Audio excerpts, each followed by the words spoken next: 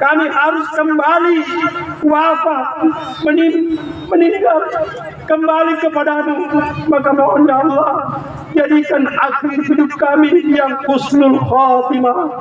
Ya Allah, ya Allah, jika kelak kami masuk dalam sakaratul maut kami, maka mohon ya Allah, ringankan lisan kami untuk mengucapkan kalimat la ilaha illallah Muhammadur Rasulullah, dan mohon ringankan sakaratul maut kami dengan doamu yang indah.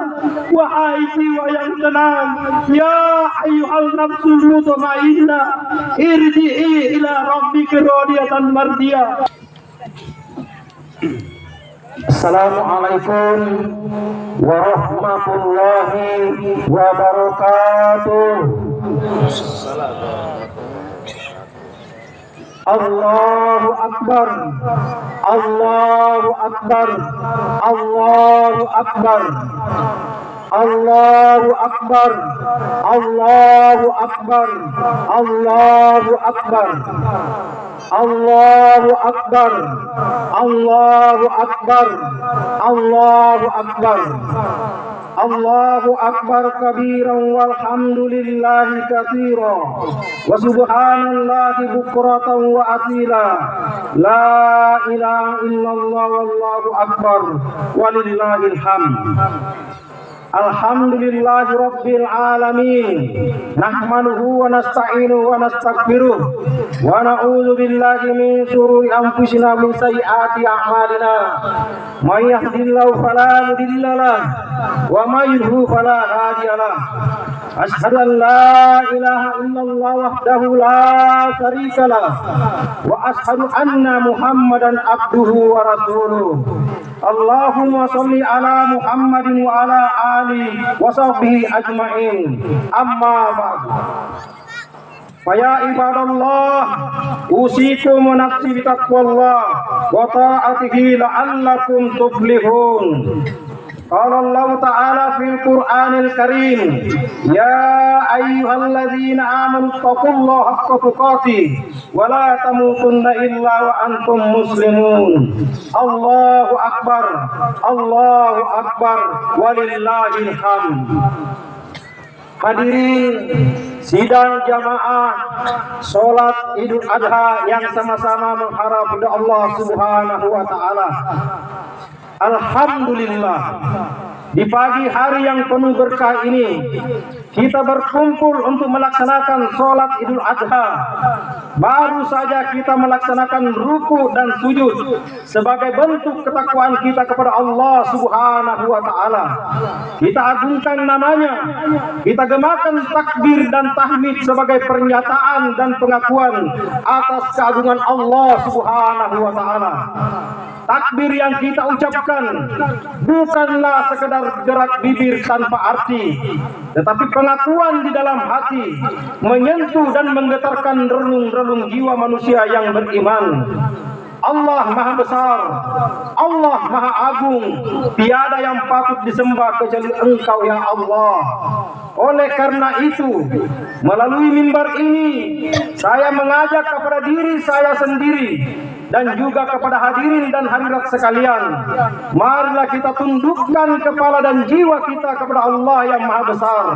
Mari kita campakkan sejauh-jauhnya sifat keangkuhan dan kesombongan yang dapat menjauhkan kita dari rahmat Allah Subhanahu wa taala. Sebab apapun kebesaran yang kita sandang, kita kecil di hadapan Allah Subhanahu wa taala. Betapapun kuatnya kita masih lemah di hadapan Allah yang Maha kuat. Betapapun besar dan hebatnya pengaruh kita tetap tidak berdaya dalam genggaman Allah Subhanahu wa taala yang Maha kuasa atas segala-galanya. Allahu Akbar, Allahu Akbar, Allahu Akbar walillahil hamd. Hadirin sekalian, Idul Adha dikenal dengan sebutan Hari Raya Haji, di mana kaum muslimin sedang menunaikan haji. yang utama yaitu wukuf di Arafah.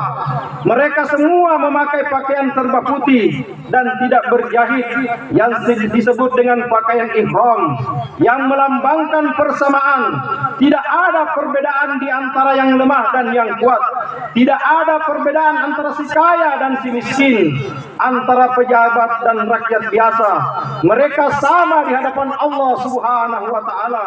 Mereka sama-sama mendekatkan diri kepada Allah Subhanahu wa taala sambil membaca kalimat talbiyah.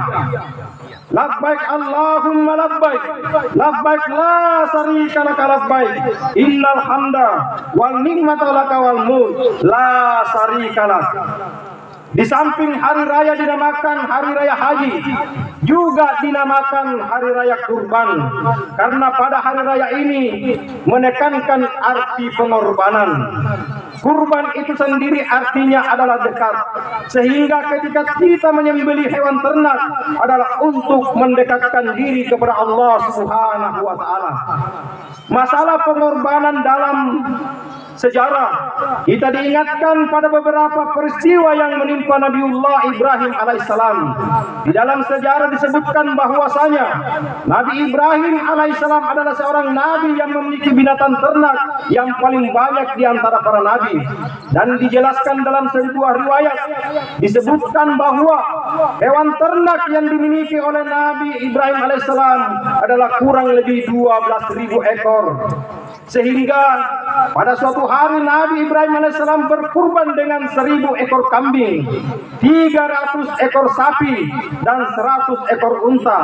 Sehingga orang-orang di zaman Nabi Ibrahim alaihissalam merasa kagum dan tercengang melihat perbuatan yang dilakukan oleh Nabi Allah Ibrahim alaihissalam. Orang-orang pada saat itu mengatakan, luar biasa engkau wahai Ibrahim, karena belum pernah ada nabi yang melaksanakan kurban binatang sebanyak itu. Apa yang dikatakan oleh Nabi Ibrahim alaihissalam, binatang ini adalah milik Allah Subhanahu wa taala. Binatang ini adalah titipan Allah Subhanahu wa taala di bawah pemeliharaan saya. Jika suatu hari Allah Subhanahu wa taala meminta, maka semua pasti aku akan kembalikan. Semua pasti aku akan kurbankan, karena ini semua adalah kepunyaan Allah Subhanahu wa taala. Jangankan binatang ini, seandainya Allah Subhanahu wa taala mengkaruniakan saya keturunan, memberikan saya anak, maka anak pun rela akan saya kurbankan kalau memang itu perintah dari Allah Subhanahu wa taala. Allahu akbar, Allahu akbar, Allahu akbar, walillahil hamd. Jamaah Idul Adha yang berbahagia, sehingga suatu hari Allah Subhanahu wa taala memberikan kabar gembira kepada Nabiullah Ibrahim alaihissalam dengan diijabah doanya, dengan diberikan keturunan yang kemudian diberikan nama Ismail alaihissalam. Ketika Nabi Ismail alaihissalam memasuki usia saya atau memasuki usia sudah mampu untuk bekerja, maka Allah Subhanahu wa taala menagih janji Ibrahim alaihissalam yang pernah dia janjikan dahulu untuk mengorbankan anaknya. Maka pada malam tanggal 8 Zulhijjah, Nabi Ibrahim alaihissalam bermimpi diperintahkan oleh Allah Subhanahu wa taala untuk menyembelih anaknya yang sangat ia sayangi, yaitu Nabi Ismail alaihissalam. Maka ketika Nabi Ibrahim alaihissalam bangun dari tidurnya, beliau duduk merenung mimpi yang telah dialaminya. Apakah mimpi itu benar perintah dari Allah Subhanahu wa taala ataukah bukan dari Allah Subhanahu wa taala? Maka saat itu dinamakan hari tarwiyah atau hari berpikir-pikirnya Nabi Ibrahim alaihissalam. Pada tanggal 9 Zulhijjah, Nabi Ibrahim alaihissalam kembali bermimpi, didatangi dan diperintahkan untuk melaksanakan nazarnya, untuk mengorbankan anak sematawayang yang sangat disayanginya. Maka ketika Nabi Ibrahim alaihissalam bangun dari tidurnya ketika itu, Nabi Ibrahim alaihissalam yakin betul bahwa mimpi itu adalah betul-betul datang dari Allah Subhanahu wa taala. Maka hari itu dinamakan hari Arafah atau hari keyakinan, di mana Nabi Ibrahim alaihissalam yakin betul bahwa mimpi itu datangnya dari Allah Subhanahu wa taala. Hadirin sekalian, sehingga tibalah saatnya di mana Nabi Ismail alaihissalam akan dikurbankan. Pada saat itu seorang ayah yang sangat cinta, seorang ayah yang sangat sayang mendatangi anaknya yaitu Ismail alaihissalam, sebagaimana Allah Subhanahu wa taala berfirman, "Falamma balaga ma'ahu sa'ya qala ya bunayya inni ara fil manam anni asbahuka fandur madza tara qala ya abati fa'al ma tu'mar satajiduni insyaallah minas sabirin." Artinya ketika anak itu sampai pada umur ia sanggup bekerja bersamanya, ia atau Ibrahim berkata, "Wahai anakku, sesungguhnya aku bermimpi bahwa aku menyembelihmu, pikirkanlah apa pendapatmu." Dia atau Ismail menjawab, "Wahai ayahku, lakukanlah apa yang diperintahkan Allah kepadamu. Insya Allah engkau akan mendapatiku termasuk orang-orang yang sabar." Karena Nabi Ismail adalah anak yang soleh, maka Nabi Ismail menjawab dari pertanyaan ayahnya, "Wahai ayahku, lakukan apa yang diperintahkan Allah kepadamu. Insya Allah engkau akan mendapati saya termasuk orang-orang yang sabar." Kemudian dibawalah Nabi Ismail alaihissalam ke suatu tempat untuk disembelih, untuk dikurbankan. Dan sebelum Nabi Ismail alaihissalam disembelih oleh ayahnya, maka Nabi Ismail memberikan pesan kepada ayahnya. Adapun pesannya yang pertama adalah, "Wahai ayahanda, sebelum engkau menyembelih saya, mohon ikat tangan dan kaki saya dengan erat supaya saya tidak dapat bergerak ataupun meronta-ronta dan tidak menyusahkan engkau, wahai ayahanda. Hadapkanlah wajahku ke tanah sehingga engkau tidak merasa iba melihatku yang akan membuat engkau tidak jadi menyembelihku."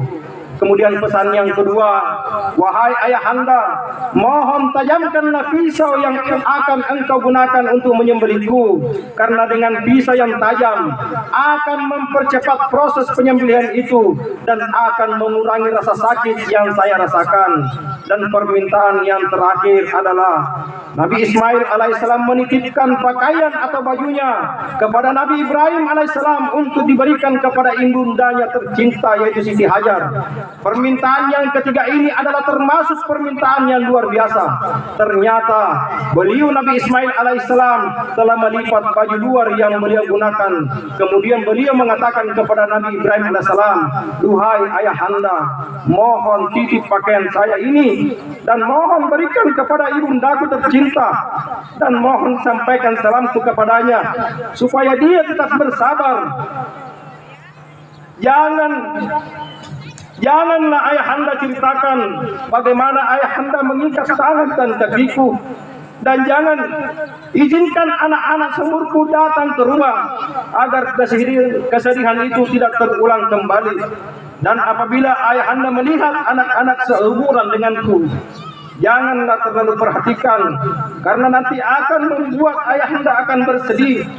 Maka permohonan Nabi Ismail alaihissalam dikabulkan oleh ayahandanya Nabi Ibrahim alaihissalam.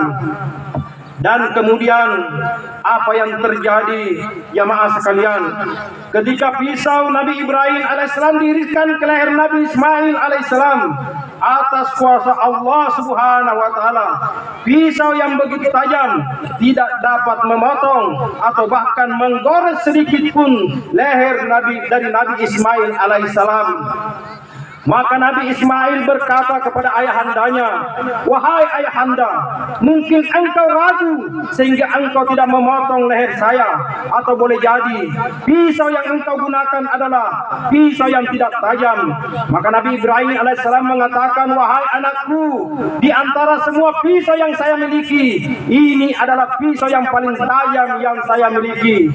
Maka ketika dilakukan penyembelihan yang kedua, ketika Nabi Ibrahim alaihissalam mengiriskan pisau di leher Nabi Ismail alaihissalam, maka Allah Subhanahu wa taala perintahkan kepada malaikat untuk turun ke bumi dan mengganti leher Nabi Ismail alaihissalam dengan seekor domba yang besar lagi gemuk. Dan kemudian malaikat bertakbir, "Allahu Akbar, Allahu Akbar, Allahu Akbar."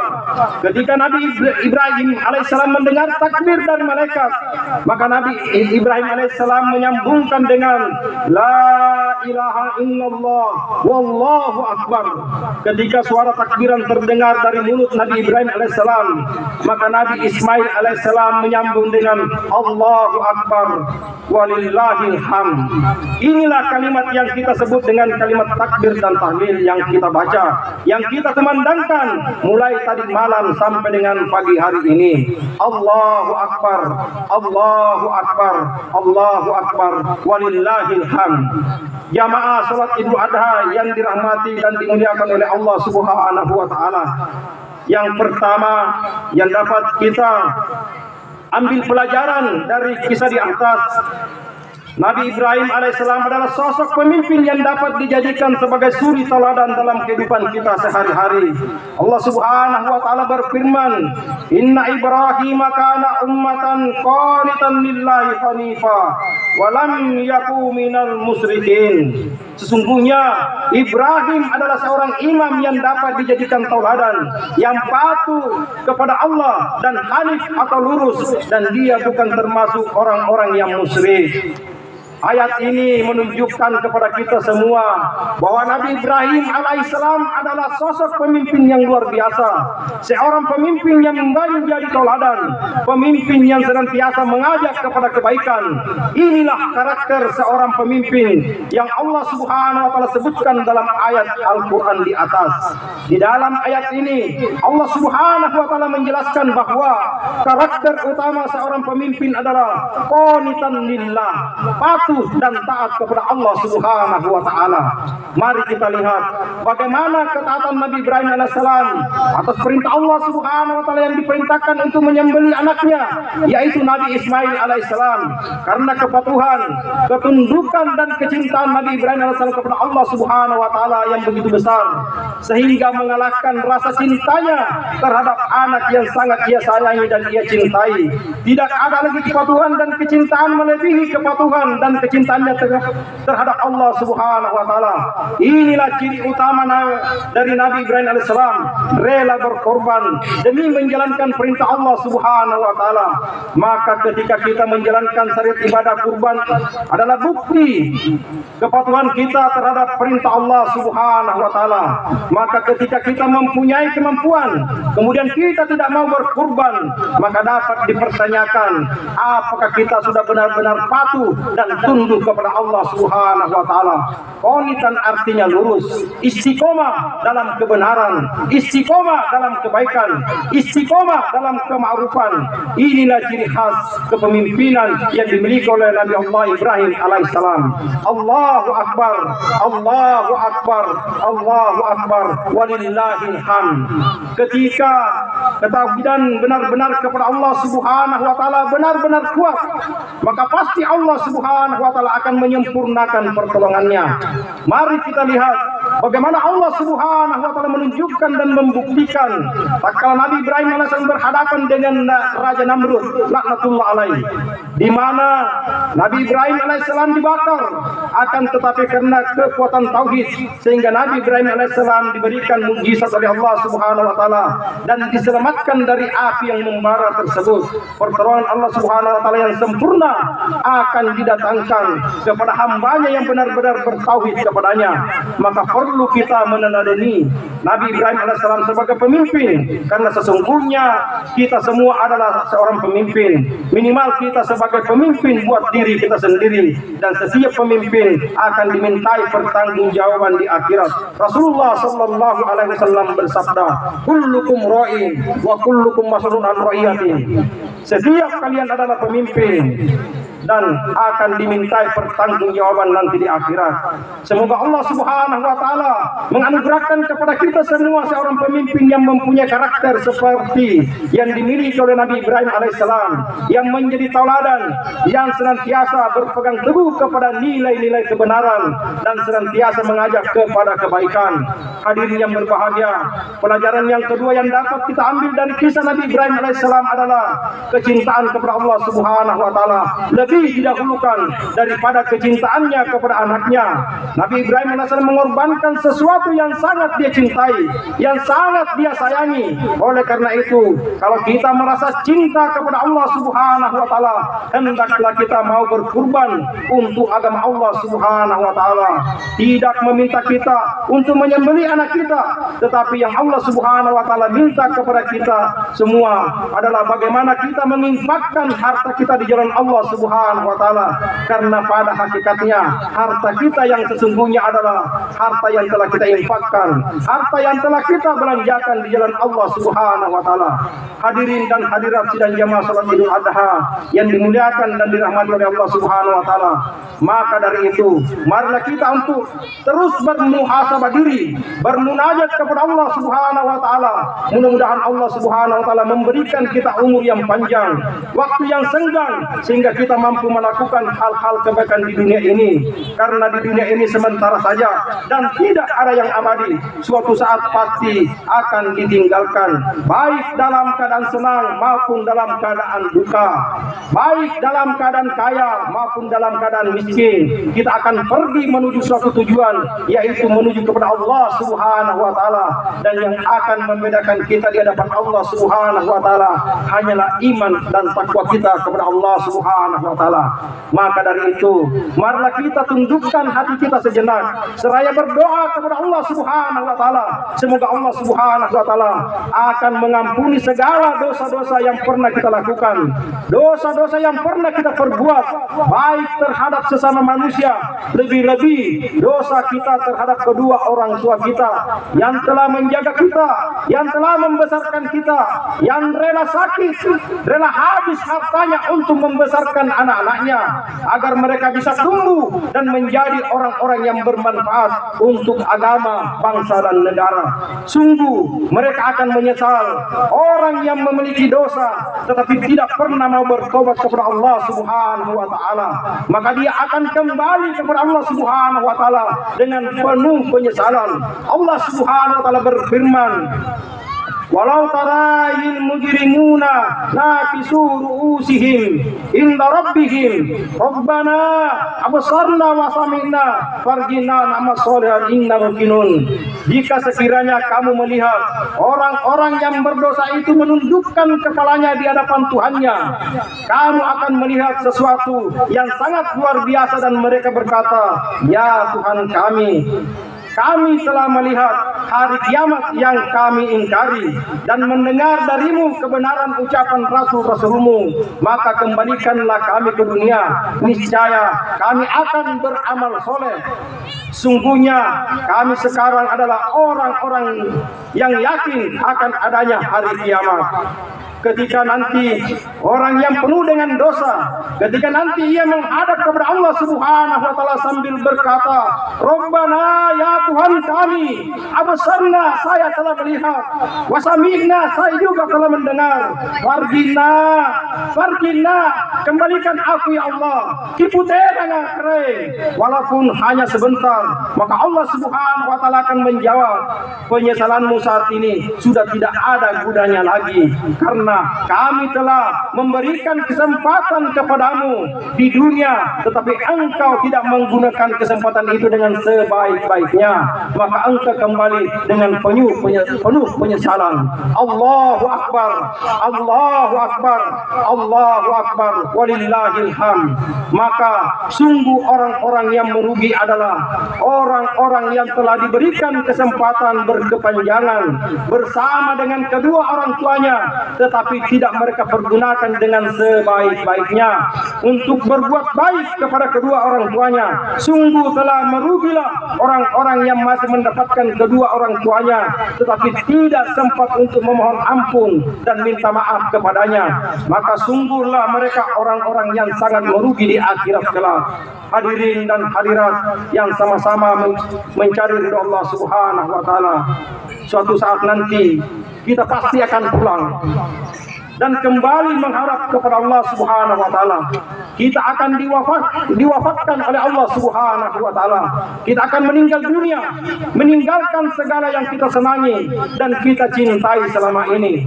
Maka mumpun masih diberikan umur, masih diberikan waktu, masih diberikan kesempatan, mari kita pergunakan umur, waktu dan kesempatan kita ini dengan sebaik-baiknya untuk membangun kedekatan kita kepada Allah Subhanahu wa taala.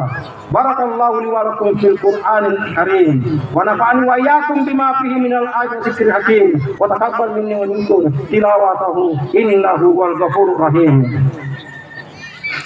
Allahu Akbar, Allahu Akbar, Allahu Akbar, Allahu Akbar kabiran walhamdulillahi katsira wa subhanallahi bukratan wa asila.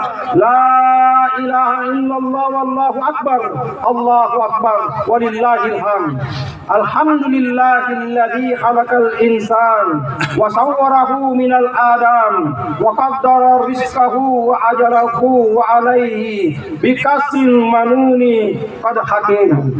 Ashhadu an la ilaha illallah wahdahu la syarikalah wa ashhadu anna Muhammadan abduhu wa rasuluh. Allahumma shalli ala Muhammadin wa ala alihi wa sahbihi ajma'in. Amma ba'd. Ya ayyuhalladzina amanu taqullaha haqqa tuqatih wa la tamutunna illa wa antum muslimun. Qala Allah Ta'ala fi kitabil karim. Wa a'udzu billahi minasy syaithanir rajim. Bismillahirrahmanirrahim. Wa taral ladzina fi qulubihim maradun yusari'una fihim yaquluna naqsa an tusibana fa'asallahu an yatiya bil fathi wa amri min indihi wa yusbihu ala ma asarru fi anfusihim nadimin. Innallaha wa malaikatahu yusalluna 'alan nabi ya ayyuhalladzina amanu sallu 'alaihi wa sallimu taslima. Allahumma salli wa sallim wa barik ala sayyidina Muhammadin wa ala alihi wa ashabihi ajma'in. Mari kita berdoa kepada Allah Subhanahu wa taala. Mudah-mudahan dengan doa ini Allah Subhanahu wa taala memberikan kekuatan kepada kita semua untuk selalu istiqomah dalam ketaatan kepada Allah Subhanahu wa taala. Pulang setelah ini kita bisa menata hidup kita, melihat harta kita, apakah harta kita akan membawa kita ke surganya Allah Subhanahu wa taala atau justru akan menjerumuskan kita ke nerakanya Allah Subhanahu wa taala.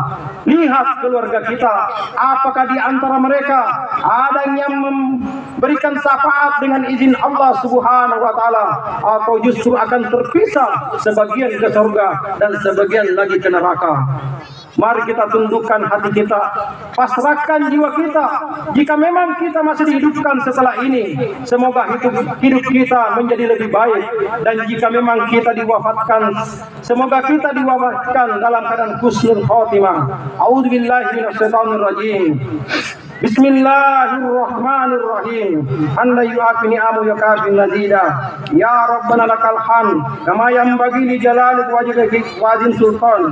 Allahumma ya Allah, Allahumma ya Akbar, Allahumma ya Arhamar Rahimin, Allahumma ya Malikul Quddus, Allahumma ya Ghaffar ya Ghafurur Rahimin. Ya Allah, ya Rabb, ya Maha Pengasih lagi Maha Penyayang, limpahkanlah kasih sayang-Mu kepada saudara-saudari kami yang saat ini sedang memenuhi panggilan-Mu, menunaikan ibadah haji. Jadikanlah mereka haji yang mabrur dan mabrurah. Ya Allah, ya Rabb, jadikanlah ibadah kurban yang kami lakukan adalah ibadah yang Engkau terima dan Engkau ridhoi. Ya Allah, ya Allah, ya Maha Kaya lagi Maha Perkasa, limpahkanlah rezeki yang berlimpah lagi berkah kepada saudara-saudara kami kaum muslimin yang tahun ini belum mampu berkurban, agar tahun mendatang, tahun depan mampu untuk berkurban. Ya Allah, yang Maha Pemberi hidayah, berikanlah hidayah-Mu kepada kami agar kami mampu meneladani Nabi Ibrahim alaihissalam dan Nabi Ismail alaihissalam, mencintai-Mu ya Allah melebihi cinta kami kepada segalanya, mentaati-Mu ya Allah dengan dengan ketaatan yang tidak terbatas, menjadi hamba-hambamu yang soleh dan soleha lagi sabar. Ya Allah, ya Maha Pengampun, ampunilah dosa-dosa kami ya Allah. Ampuni dosa ibu bapak kami ya Allah. Sayangi mereka ya Allah, sebagaimana mereka menyayangi kami di waktu kecil. Ibu yang telah mengandung kami 9 bulan 10 hari, melahirkan dengan taruhan nyawa, menyusui kami dengan penuh kasih sayang, sementara ayah telah bersusah payah, banting tulang bermandi peluh dan keringat, pagi, siang, bahkan terkadang sampai larut malam, berjuang mencari nafkah demi hidup dan biaya pendidikan kami ya Allah. Ampuni mereka ya Allah, sayangi mereka ya Allah, bimbinglah mereka ya Allah untuk senantiasa menggunakan sisa-sisa umur mereka untuk selalu taat dan berbakti kepadamu ya Allah, senantiasa melaksanakan semua perintahmu dan meninggalkan laranganmu ya Allah. Dan bagi salah seorang ataupun kedua dari orang tua kami yang telah Engkau takdirkan untuk mendahului dan meninggalkan kami, ampuni segala dosa dan kesalahannya ya Allah. Lapangkan kuburnya ya Allah, jauhkan siksa kubur dari mereka ya Allah. Berikan nikmat di dalam kubur mereka ya Allah, dan kelak masukkan mereka ke dalam surga-Mu bersama orang-orang yang Engkau berikan janji. Berikan rahmat-Mu ya Allah. Ya Allah, jika memang takdir hidup kami Engkau berikan kesempatan lebih baik untuk menjalani sisa hidup kami, maka mohon jadikan sisa hidup kami lebih baik daripada sebelumnya, sesuai dengan apa yang Engkau inginkan ya Arhamar Rahimin. Ya Allah, jika hari ini memang kami harus kembali wafat, meninggal kembali kepadamu, maka mohon ya Allah, jadikan akhir hidup kami yang husnul khatimah ya Allah. Ya Allah, jika kelak kami masuk dalam sakaratul maut kami, maka mohon ya Allah, ringankan lisan kami untuk mengucapkan kalimat la ilaha illallah Muhammadur Rasulullah, dan mohon ringankan sakaratul maut kami dengan doa-Mu yang indah. Wahai jiwa yang tenang, ya ayyuhal nafsul mutmainnah, irji'i ila rabbika radiyatan mardiyah, cepat pulang kembali kepada Rabb-Mu. Aku ridho dengan amalmu dan Engkau pun ridho dengan pemberianku. Wadkhuli fi ibadi wadkhuli jannati, masuklah ke dalam golongan hamba-Ku dan aku siapkan surga untukmu. Ya Allah, kumpulkan kami kembali di surga-Mu bersama Rasulullah sallallahu alaihi wasallam, para syuhada, orang-orang soleh, dengan keluarga besar kami, dengan tetangga-tetangga kami, dengan teman-teman kami, dengan sahabat-sahabat kami. Ya Allah, ya Allah, kami telah berpuasa, kami telah sholat, kami berdoa, kami telah mengalirkan air mata sebagaimana yang Engkau perintahkan ya Allah. Maka mohon kabulkan doa kami sebagaimana yang Engkau janjikan kepada kami. Jika semua ini belum mampu untuk mengabulkan semua doa dan perintah kami dari-Mu ya Allah, maka mohon ya Allah, maka kami mohon ya Rabb, tolong tunjukkan kepada kami dengan cara apa lagi kami meminta dan memohon kepadamu. Rabbana atina fid dunya hasanah wa fil akhirati hasanah wa qina adzabannar. Subhana rabbika rabbil izzati amma yasifun wa salamun alal mursalin walhamdulillahi rabbil alamin. Assalamualaikum warahmatullahi wabarakatuh.